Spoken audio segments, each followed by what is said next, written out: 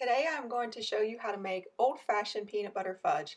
This isn't that canned icing concoction people have come up with. This is the stuff you bake on the stovetop and it tastes super creamy and delicious. Here are the ingredients you'll need, but there will be a link below that will give you full nutrition information and more details, so don't worry. You will need a 3-quart saucepan or larger, and you'll want to spray or grease it with butter and then clip on a thermometer. If you're using a glass thermometer like this, you want to clip it on before you turn on the heat. And the reason you do this is because the glass can shatter if you add it to the very hot boiling liquid. You'll also want to line or spray an 8-inch pan or a 20 centimeter, and then you will use a cooling rack underneath that pan just to help it cool faster. So let's get started making this.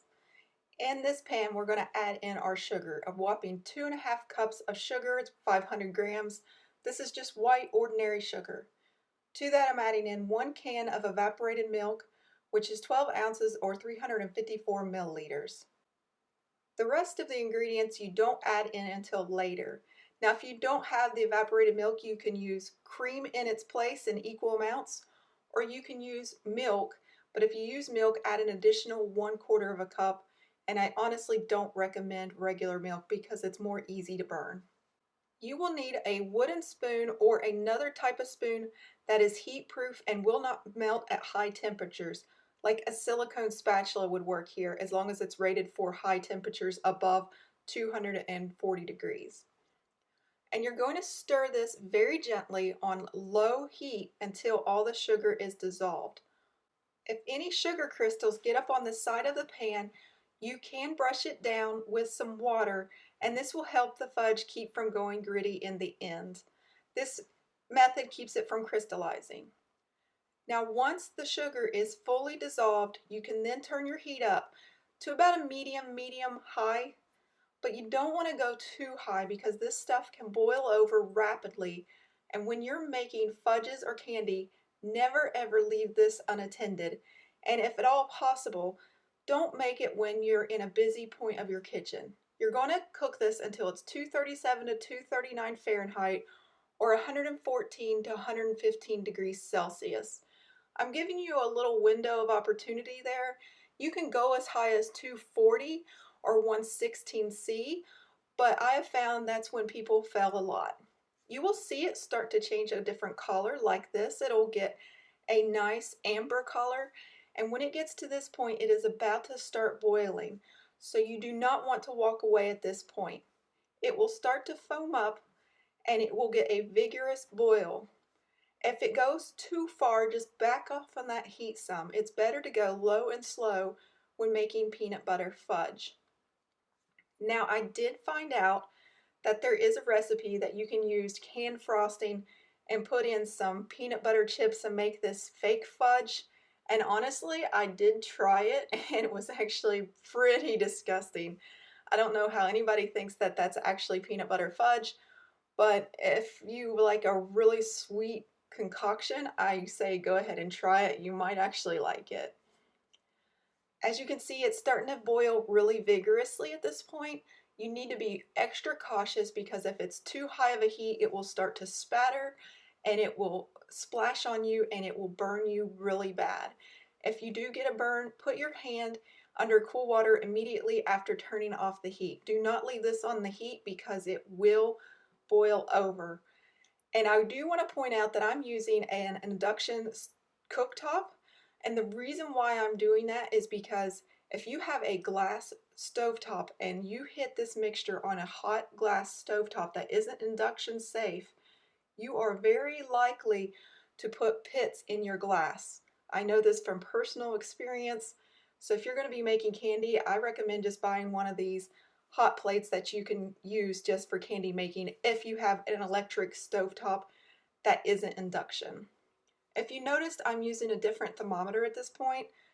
I am having trouble reading this glass thermometer because it keeps fogging up, and I usually help prevent that by coating it with a little bit of non-stick cooking spray, but I forgot this time around, and you want to resist the urge of putting your fingers in there and trying to wipe it off because you can get burned from the steam or from spattering, and you don't want to do that. So that's why you see me sticking in the second thermometer at this point. I'm just playing it safe, and as always, I recommend you play it safe in the kitchen as well. When the milk mixture drops back down and it thickens up, we're going to start testing it in the water. What we're looking for is when we drop it in water that it won't start to disintegrate and will still hold its shape. When it gets to that point, it's very close to being a fudge recipe. You don't want it quite at the softball stage to where it's a firm ball shape, but you want it to be able to be gathered into a softball. So it's a little tricky to know, but I'll just show you here. See how it's really thickened up, and when you're stirring it, you'll feel some resistance. This is where you're looking for that temperature. 237 is pretty close to ideal, which is about 114, 115 C. And I'm going to drop it in another clean batch of water in just a second. I had to change and check and see what's going on with the animal that's trying to jump on me to be safe. And see how it's starting to hold its shape in that water, and you don't see it clouding immediately. It is pretty much there. I'm going to check it one last time. And again, it is holding its shape immediately, and it is forming a nice little ball shape. At this point, you want to take off the thermometer carefully, turn off your heat, and then you're going to add in 1 tablespoon of butter, which is 14 grams, and 1 teaspoon or 5 milliliters of vanilla. This will stop the cooking process, and then you're going to add in your peanut butter. If you put the peanut butter in first, sometimes it can split and separate, so put in the vanilla and butter first. You're going to put in a whole cup of peanut butter, which is 264 grams. You want to stir this gently until it's just dissolved, and then you're going to pour it into your prepared pan.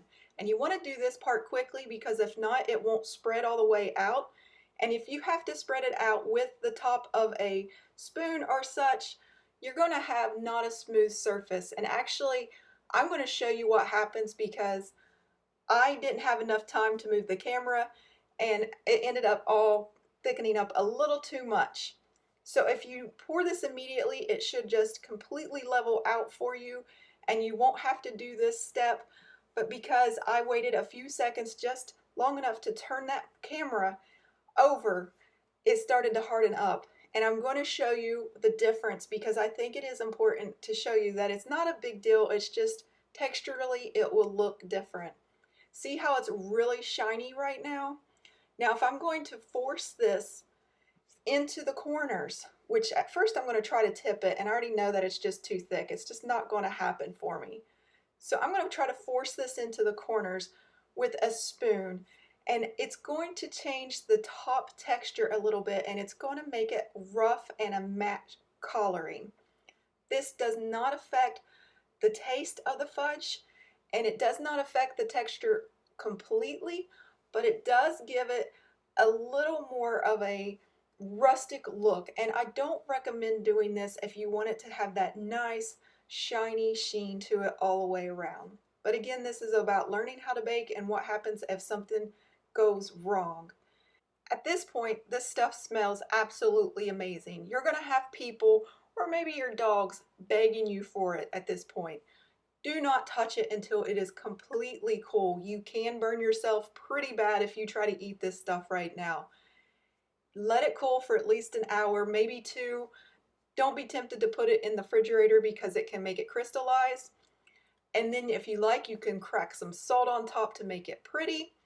And once it's completely cooled to the touch, you can now cut it. And I will show you how smooth and creamy this stuff is. And I'll show you the difference on the top where I spread it out versus what it would have looked like if I hadn't tried to press it into shape. And again, it's not a big deal. It still tastes absolutely delicious. This is traditional homemade peanut butter fudge. It's just like you remember your mom making it and your grandma. Look how simple this is to cut through. It's just like butter. And it is so smooth and creamy on all the sides, except for the top where we spread it out, and it's just got like a little rustic, grainy look. I think it's absolutely wonderful. I'm going to cut into more of this just so you can see how truly easy this is to cut. You can use a butter knife to cut this stuff in. This is very rich. It's about 175 calories for a little over an inch square. So you do want to share this with people. You don't want to sit and eat this whole pan. It's way too much sugar. And say hello to Jackson, everybody. He's even coming to investigate. I hope you enjoyed this recipe. Visit us at jacksonsjob.com for more recipes. And as always, happy baking.